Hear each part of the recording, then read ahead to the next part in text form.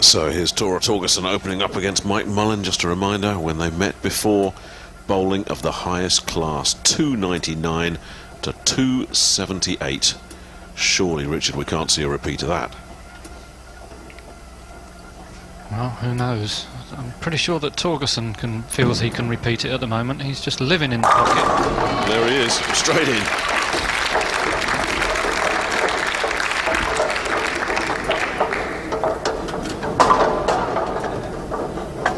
Tora nearly perfect for the tournament so far. And perfect on that shot.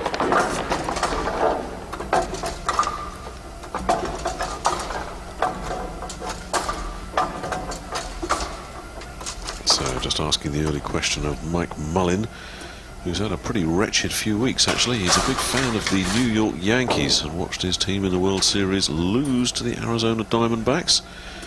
He was saying he'll never get over it, but I'm sure he's put that firmly to the back of his mind now. And he won't want to strike it. Oh, he's got one. He's got it.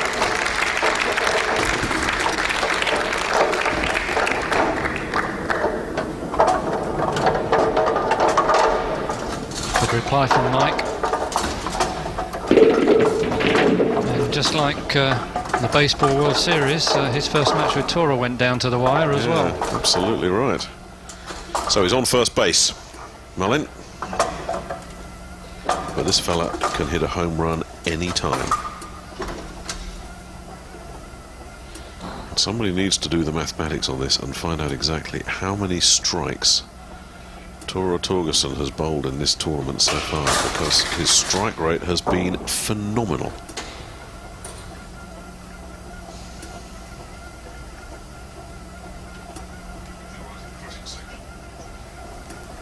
Torgersen, ball skating down the lane, but leaving the 9-pin. It's a pretty good pocket hit, but no deflection on the ball. Goes straight through the 5, leaves the 9 standing. So no 299 games here for the Norwegian.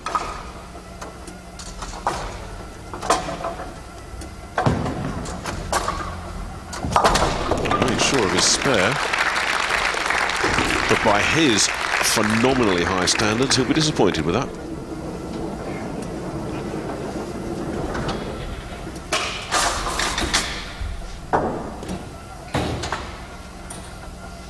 Well, I know it'll be no consolation to Tora, but at least he's still hitting the pocket. If you are hitting the pocket, eventually you will leave single pins. You just got to put them out of your mind and try and strike again on the next shot.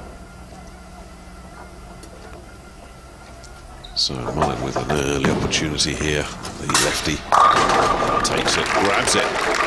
This guy is no mean bowler, you know.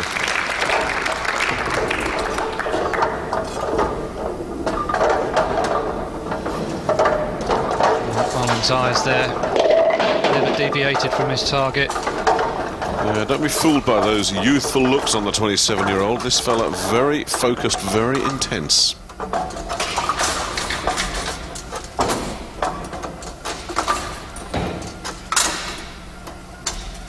So the early advantage with Team USA, and they need this. A 6-2 deficit would require a lot of hard work, and Torgersen, you know, he'll be staying in the pocket. Ooh. Hang on a minute. This is not the time to go off the boil. Well, it looks like the lane might be getting a bit dry on Tora now. His last shot finished very, very strongly. There's an indication that the lane might be hooking a little bit stronger, and that is an even bigger indication. Leaving that, he's gone right through the headpin there, made no contact with the 3 at all. You make a good point about the lane. Of course, the conditions change over the course of a match, and the bowler has to change with the conditions of the lane. The spare safely negotiated, but clearly the lane has made a move, and Torgersen hasn't made a move with it yet. But he will. He'll make his adjustment.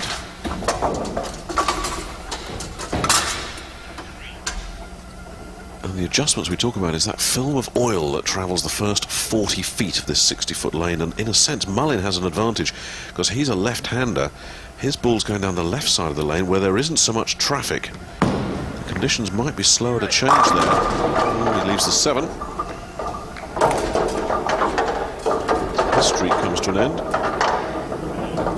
Well, that's one bad break each in the pocket now. Tora left a 9-pin. Is that how a lane works, Richard, that a left-hander has an advantage in the sense that the lane doesn't change so much because there's not so much work being applied to the oil? To some extent that is true, Nick, yes. The spare ball will be a... Ooh, good grief. Well, one or two little fluttery moments with that one, weren't there? Looked to be reasonably comfortable. I don't think he'll have been worried about that at any time. Maybe it wasn't absolutely perfect, but...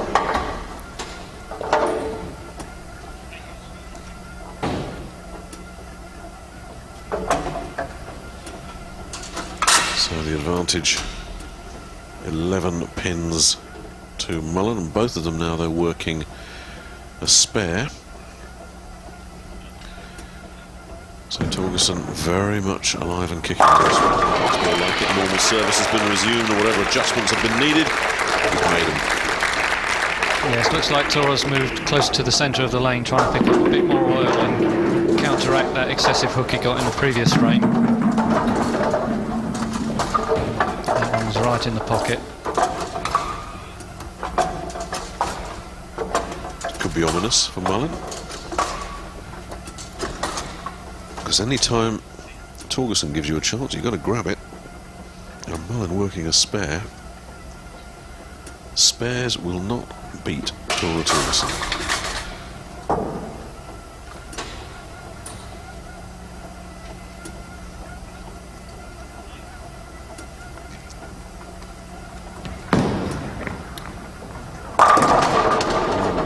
Oh dear, the 7 again, which is the one that the left-handers do tend to leave.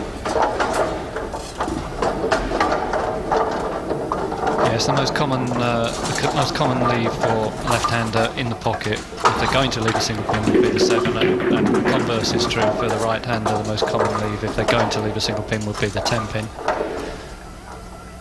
But you've got to be able to spare them, otherwise you're not going to be able to compete. He spared pretty well here, Mullen. Less so again. An identical shot, but that advantage that he enjoyed is getting whittled away. There's his skipper, Tim Mack. Okay, Tora can square the match if he strikes here.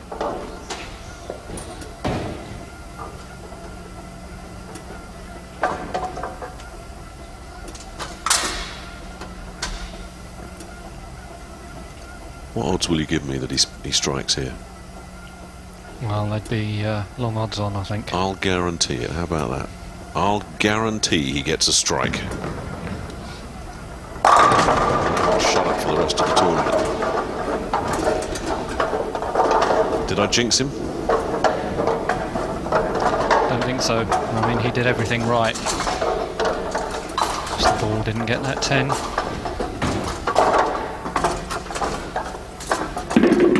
Tora using probably the outside 2 or 3 boards there and getting it back to the pocket. Well, that's why I'm not a betting man. Finishes the job, but will be frustrated nevertheless. And it gives the opportunity once again to Mullin.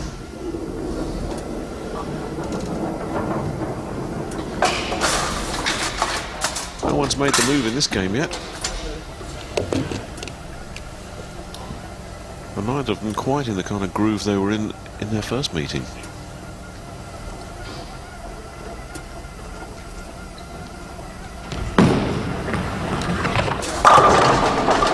That's a strange one, isn't it? The left-hander leaves the 10. Not having a lot of luck here. That's 3 really, really good shots and 3 corner pins. Could easily have had 5 in a row. Look at the touch it got as well, but it just not going to go for him.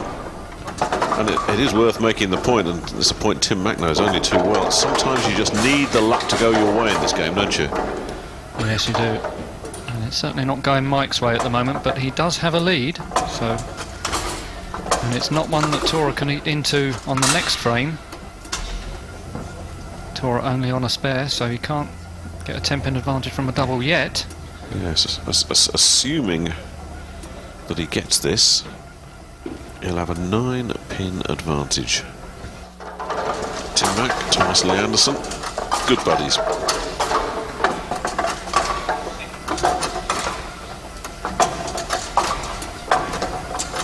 One will be hoping that he spares, and one will be hoping I suspect he won't, but he did without any question whatsoever. A good spare. So Mullen keeps his advantage. And we'll be delighted. That'll do.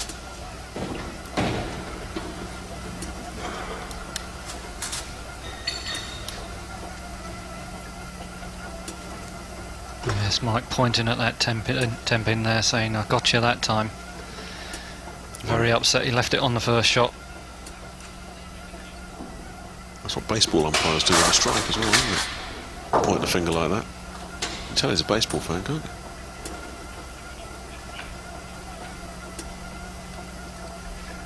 Torgersen. Well, that's really nasty. The 7-10. Oh dear. Well, you do see these get made, but you need an awful lot of bounce out of the pocket, out off the backboard, excuse me. Yes, I think this one's going to go down with a lot of pace. We've seen them made, but more often than not, nothing happens. And there it is, 100% velocity, and it just didn't get the bounce. Open frame, that's expensive.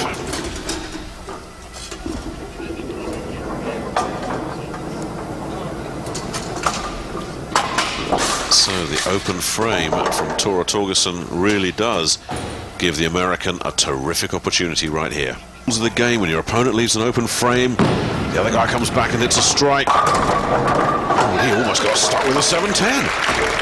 And he knows he got away with one there. Tim Mack looking as if to say, what are you doing? Well, he's just pleased that he finally makes a pocket hit that carries the 10. Yes, nearly did it exactly the same as Tora. They've got them both there.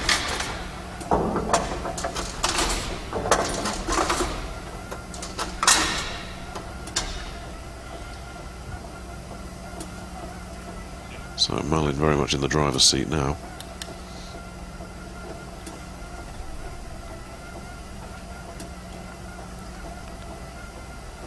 Torgersen needs a bunch of strikes. There's one.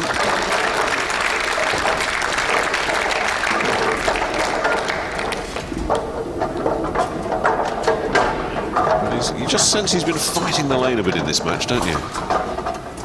Yes, I think the ball a bit up through the head pin unsettled him a little bit, and he's taken a while to settle down again. But that ball looked really good. Mike can extend his lead to over 30 if he strikes here.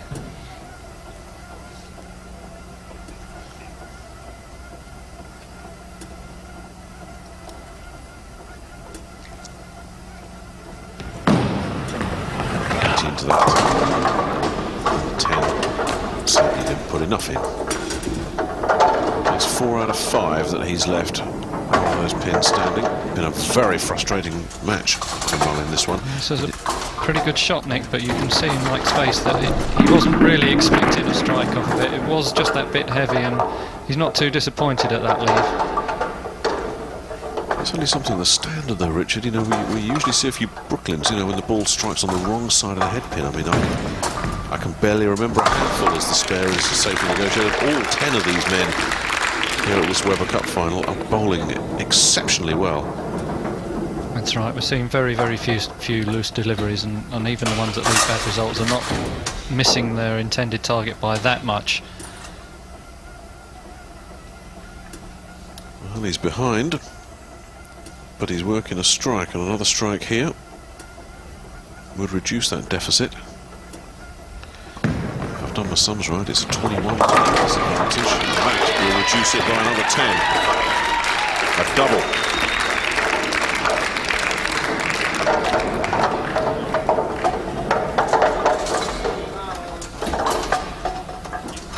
Well, he's capable of strong finishes, Torgersen. And Is this another one brewing here? Well, that's a double that Mike can't reply to, working on a spare. So it's very important for Mike to strike here so that he can match any move that Tora starts to make. He's had some lousy luck as well in this match, Mullen. But these things do tend to even themselves out. So he's due a break.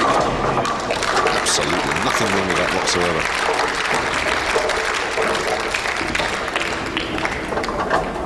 Well, this strike keeps his destiny in his own hands.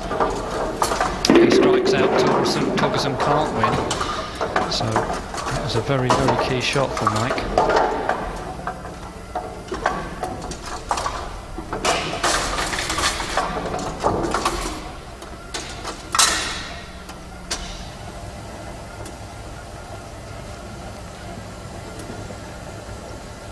Three in a row.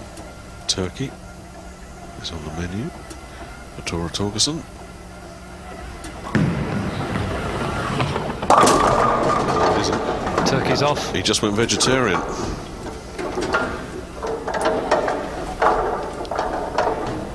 Dreadful. Torgersen looks over it. The match referee is if so, how do I get out of this? But you're on your own there, Tora. It's a very unusual leave for where the ball hit the pocket. Not expect to leave that spare.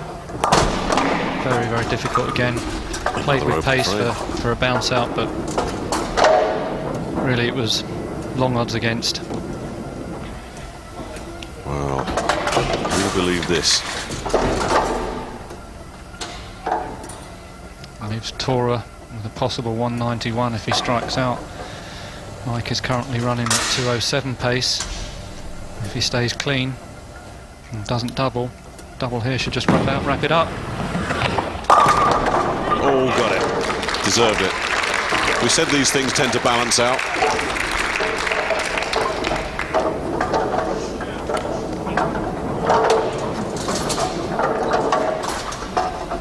There's a really good shot from Mike when he needed it. There's the 7 sticking around, but not for long. So as you see, going into this final frame, barring some gargantuan collapse, Mullin's picked up a point for Team USA.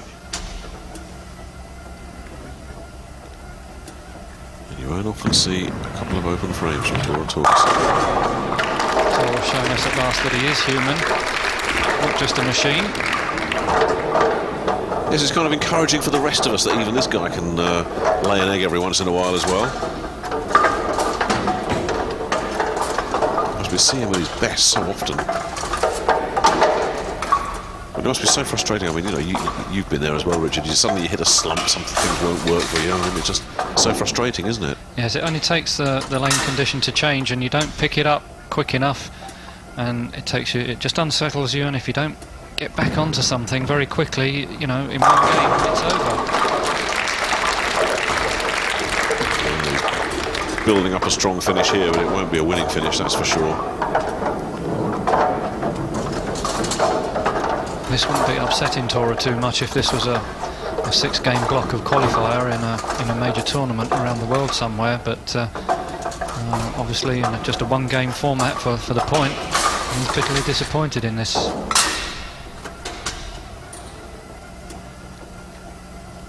A strike here gives him 191. That's what he's going to have to settle with. Will it be enough? I doubt it. But at least he's made Mullen do some work in this 10th frame.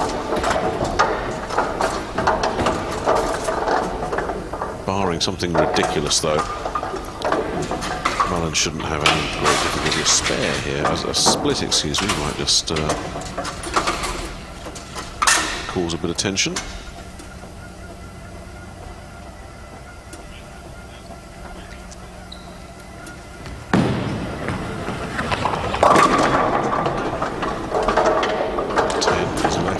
Should be good enough. And indeed it is. He knows it. Yeah, we got another point. Badly needed one for USA as well. Very important not to let the gap develop to 4 points. Even if he misses this, it's a 4-pin win. He's never going to.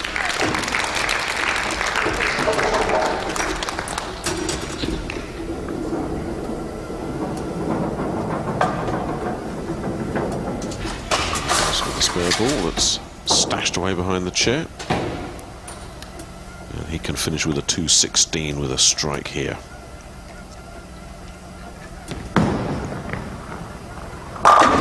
Which he does. 216 from Mullen. It's a win for Team USA. Both those fellas though bowled so much better than that earlier. Having said that, it's the end result that matters, and Mullin has won it 216 to 191 to reduce Team Europe's lead to 5-3.